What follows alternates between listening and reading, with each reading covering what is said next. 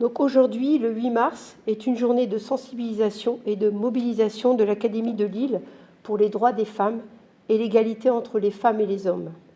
Nous sommes aujourd'hui au lycée Beaupré de Bourdin pour mettre à l'honneur des élèves qui, à travers une œuvre d'art plastique, rendent visibles des femmes inspirantes, exemple pour les générations actuelles par leur ambition, leur engagement et leur courage. Alors, ce travail d'élève représente symboliquement le lien entre égalité filles-garçons et égalité professionnelle. Il démontre qu'une œuvre est un vecteur de réflexion et de développement du sens critique. De nombreuses femmes forcent notre respect. On peut penser à Frida Kahlo, Simone Veil et bien d'autres. Aujourd'hui, nos élèves se sont arrêtés sur le parcours de Rosa Parks, icône du mouvement des droits civiques, mais aussi Mariam Mirzakhani, mathématicienne iranienne, première femme à avoir reçu la prestigieuse médaille Fields. Ces deux femmes ont combattu pour le droit des femmes et restent un symbole de lutte contre les stéréotypes et les préjugés qui enferment encore les femmes. Ces thèmes, alors, sont des enjeux majeurs de notre académie et une préoccupation constante de notre rectrice. Ce moment partagé témoigne de l'implication des équipes en établissement et en particulier de Madame la proviseure et de Madame la professeure d'art plastique pour accompagner chaque jeune dans toutes les formes possibles d'excellence. Donc, bonjour, je suis Madame Romer, professeure d'art plastique au lycée Beaupré. Et donc, j'accompagne les élèves de la seconde à la terminale. Et Léa va vous présenter son travail. En spécialité, on travaille sur les enjeux de société. Donc, les élèves de terminale travaillent sur des problématiques actuelles et contemporaines, et notamment la place de l'individu dans la société et l'égalité homme-femme. Et c'est le sujet que l'on va aborder aujourd'hui, en ce 8 mars. Alors aujourd'hui, je vais vous présenter mon projet. Donc, il y a un projet que j'ai réalisé dans le cadre du baccalauréat pour mon dossier. Il est réalisé entièrement avec des post-it, donc matériau assez éphémère qui n'est pas forcément fait pour rester. On y note des informations importantes pour un proche ou autre, puis ensuite il part à la poubelle. Et ici, il est support de David. Donc pourquoi David ? Je pense que tout le monde le connaît, c'est une célèbre sculpture de Michel-Ange réalisée entre 1500 et 1504 qui fait à peu près 5 mètres de haut.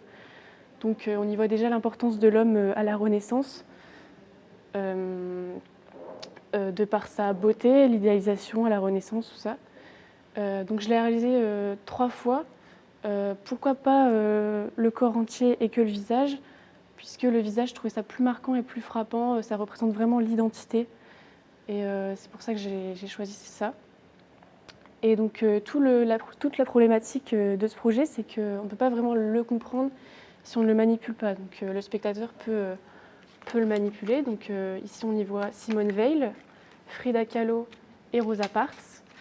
Donc 3 figures emblématiques que j'ai choisies donc personnellement. Et c'est des femmes. Donc c'est toute l'importance de ce projet.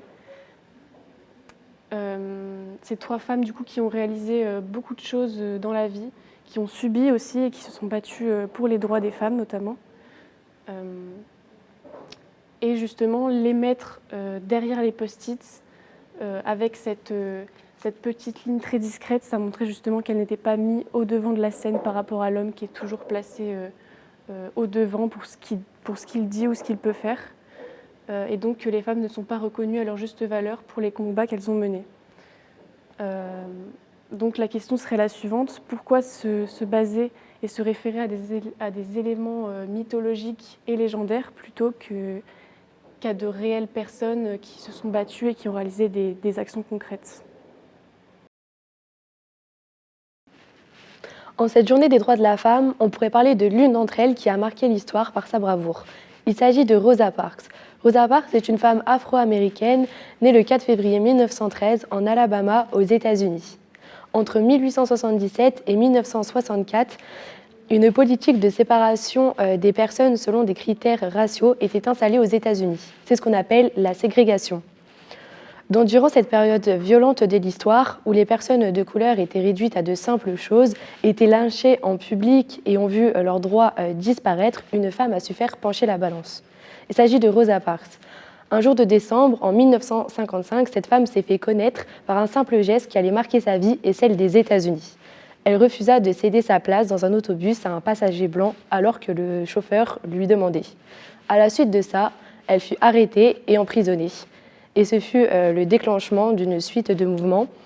D'autres acteurs ont suivi, comme des associations, des célébrités ou encore le célèbre discours de Martin Luther King ont fait évoluer les choses. Jusqu'à la fin de sa vie, elle continua à défendre les droits civiques et c'est des femmes comme elle, aujourd'hui, que nous pouvons mettre à l'honneur, qui ont eu le courage de changer les choses.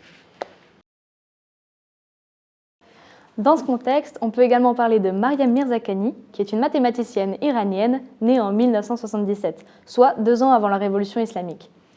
C'est une fillette tout d'abord intéressée par l'écriture, elle souhaite devenir écrivaine, mais elle se tournera finalement vers les mathématiques. Elle commencera par étudier dans une école pour filles surdouées en Iran, puis elle déménagera aux États-Unis afin de poursuivre ses études. Elle gagnera 2 fois les Olympiades internationales de mathématiques, avec un score presque parfait, puis un score parfait. En 2014, elle obtiendra la médaille Fields, soit l'équivalent du prix Nobel en mathématiques, pour ses travaux sur les surfaces de Riemann. Elle deviendra par conséquent la première personne de nationalité iranienne à obtenir ce titre, mais également la première femme à l'obtenir. En 2017, après sa mort, elle deviendra un symbole iranien, si bien que le gouvernement autorisera les journalistes à poster des photos d'elle sans voile.